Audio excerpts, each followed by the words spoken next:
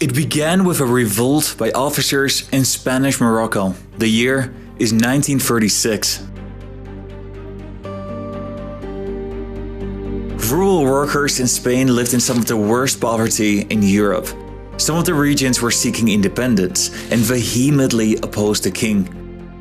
Spain's political fabric was being torn apart, and the country was on a crossroads to moving either towards communism or fascism. It was a trying time, and earlier that year, a leftist government was elected in office.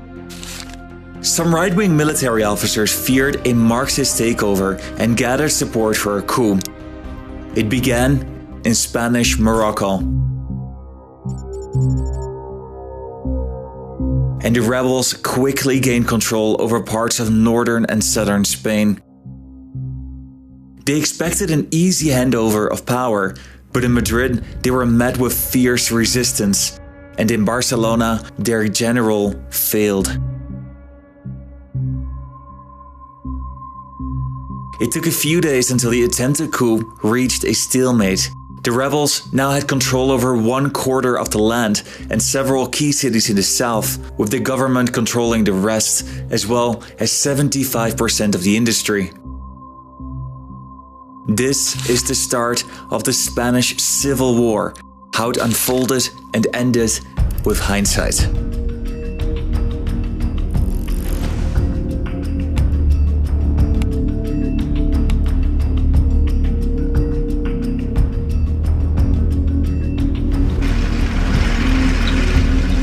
The war quickly became an international affair.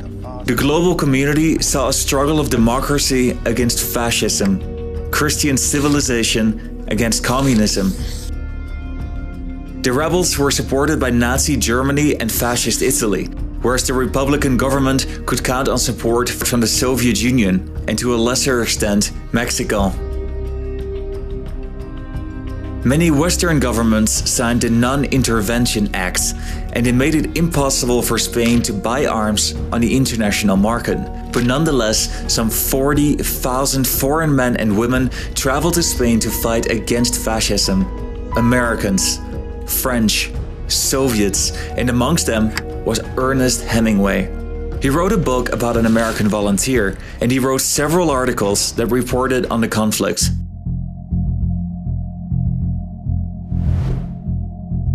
The leader of the rebels, Francisco Franco, was stationed in the Canary Islands. From there, he called upon the military leaders to support the uprising. When Spanish Morocco was captured, he went there to prepare the Army of Africa to be brought to the mainland. Francisco Franco was a military prodigy. He joined the army at age 15, and his service in Morocco earned him 13 medals for leadership, discipline, and bravery. He became a general when he was only 33 years old, making him the youngest general in Europe after Napoleon Bonaparte. Spain was preparing for the next big offensive. The Republicans and the rebels secured their territories, going after their political opponents without mercy or respect for life. What followed was 3 years of bloody war for control over Spain.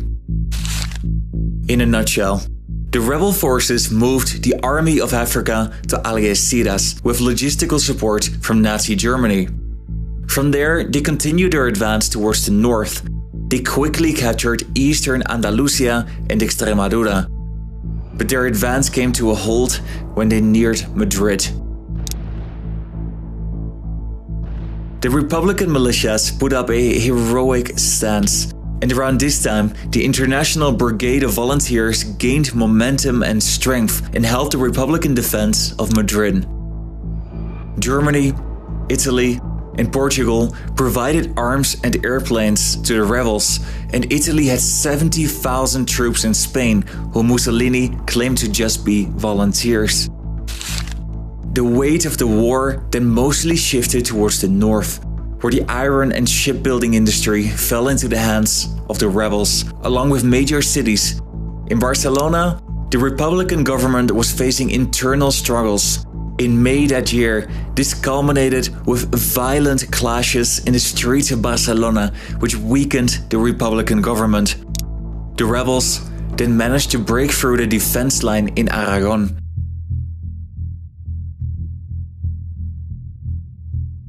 Reaching the east coast of Spain, they captured the dams of Lleida, which provided much of Catalonia with electricity.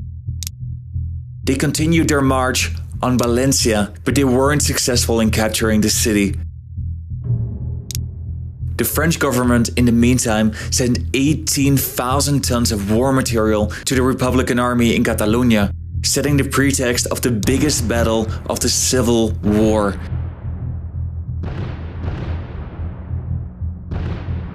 But even here, after some initial successes, the rebel army proved to be superior, and the rebels eventually managed to take Barcelona. This was the last breath of the Republican army.